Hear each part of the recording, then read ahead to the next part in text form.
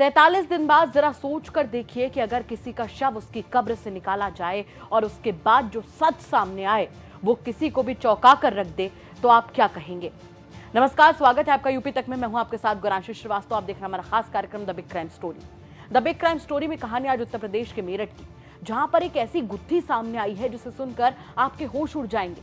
दरअसल 7 जनवरी 2025 जब सकीना, जो कि नईमुद्दीन की मां है, उन्हें सूचना मिलती है कि उनका बेटा अब इस दुनिया में नहीं रहा, वो हैरान रह जाती हैं, परेशान हो जाती हैं कि नईमुद्दीन अपने पीछे 3 बच्चों को, अपनी बीवी को, अपने परिवार को छोड़कर कैसे चला गया, आखिर कैसे उसकी जान चली गई। जिसके बाद सदर बाजार की मंडी में रहने वाली सकीना को शक होता है। जब वो पहुंचती हैं अपने बेटे के पास, क्योंकि उनका जो बेटा है वो शादी के बाद से अपने ससुराल में रहता था अपनी पत्नी के साथ में, तो जब वो पहुंचती हैं तो उन्हें कुछ तो मामला गड़बड़ लगता है। 11 साल पहले जिस बेटी की शादी बड़े अरमानों से उन्होंने की थी, वही बेटा ससुराल में जाकर अपनी पत्नी के साथ रह रहा था। उसके 3 बच्चे भी थे। ऐसे में जब पहुंचती हैं सकीना तो पता चलता है कि उनके बेटे का आनन फानन में अंतिम संस्कार कर दिया गया है, यानी कि उसे सुपुर्दे खाक कर दिया गया है। उन्हें शक होता है कि आखिर ऐसा क्या हुआ उनके बेटे के साथ कि उनके ससुराल वालों ने उनका इंतजार भी नहीं किया। बड़ी बात यह है कि सकीना बताती है कि खुद जो बेटा है उसके ससुराल वालों ने उन्हें जानकारी नहीं दी, बल्कि रिश्तेदारों से उन्हें अपने बेटे की मौत की जानकारी मिलती है। जिसके बाद वो पुलिस के पास पहुंचती हैं, अधिकारियों से गुहार लगाती हैं और फिर 43 दिन बाद शव को बुधवार को कब्र से खोदकर निकाला जाता है।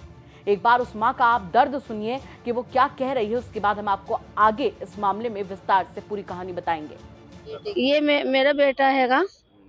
इस बेटे को मारा गया है, लड़के की बहू ने।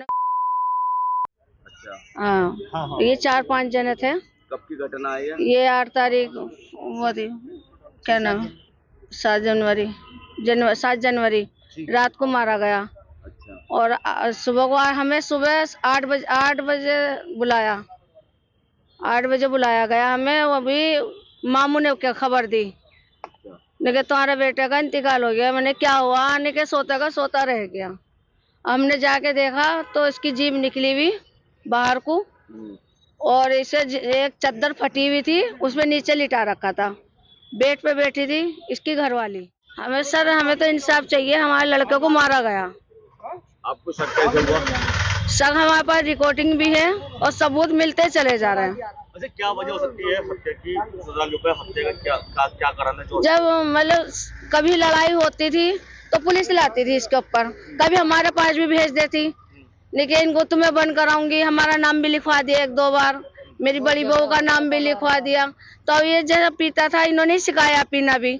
मेरे 6 लड़के और हैं, वे कोई नहीं पीता, ये भी नहीं पीता था। शादी के बाद ये पीने लगा, इन्होंने सिखाया। सास भी पीती है, लेडीज पीती है, सब। दरअसल सकीना ने आरोप लगाया है कि उसकी पत्नी, यानी कि उनके बेटे नईमुद्दीन की पत्नी और बेटे की सास, यानी नईमुद्दीन की पत्नी की मां ने मिलकर उनके बेटे की जिंदगी उनसे छीन ली। अब वजह क्या है वो तो आने वाला वक्त बताएगा, लेकिन आरोप संगीन है, गंभीर है। जिला अधिकारी खुद वहां पर पहुंचते हैं और कब्र को खोदकर नईमुद्दीन के शव को बाहर निकाला जाता है। मौके पर पहुंचे अधिकारी क्या कुछ बता रहे हैं वो भी सुन लीजिए आप। ये मृतका की मां की कुछ उनको शक था, उसके आधार पर उनके द्वारा डीएम साहब, एसएसपी साहब को ये प्रार्थना पत्र दिया गया था। उस प्रार्थना पत्र पर पारित दोनों उच्च अधिकारियों के आदेशों के क्रम में ये आज कब्र खोदी गई है। सर, कहाँ का मामला था और किसकी पूरी डिटेल इसके बारे में? ये थाना ब्रह्मपुरी क्षेत्र के अंतर्गत मामला था, जिसमें बताया जाता है कि जो मृतका नईमुद्दीन था वो अपने ससुराल में रह रहा था और उन्हीं ससुरालियों पर ही इसकी मृत्यु होने का कुछ शक मृतका की मां ने क्रिएट किया था कि भाई इसको, इनके ससुराल पर हमारे शक है। तो उसी के क्रम में उनके द्वारा डीएम साहब और एसएसपी साहब को ये प्रार्थना पत्र दिया गया था कि भाई इसका दोबारा पोस्टमार्टम कराया जाए। उसी क्रम में ये कब्र खोदी गई। सच अभी भविष्य के गर्त में छुपा हुआ है, लेकिन एक घटना अपने आप में कई बड़े और गंभीर सवाल खड़े करती है।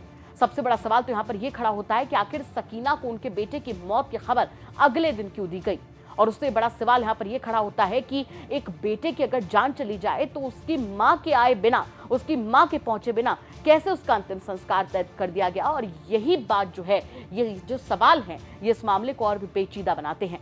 इन तमाम सवालों के साथ आपको छोड़कर जा रहे हैं। साथ ही आपसे भी कहना चाहेंगे कि अगर आपके आसपास के इलाके में कोई ऐसी बड़ी घटना होती है जो कि क्राइम की एक बड़ी खबर बन सकती है, तो हमें कमेंट करके जरूर बताइएगा। हम उसकी तह तक जाएंगे, उसके बाद में उसे खबर के तौर पर आप तक जरूर पहुंचाएंगे। नमस्कार।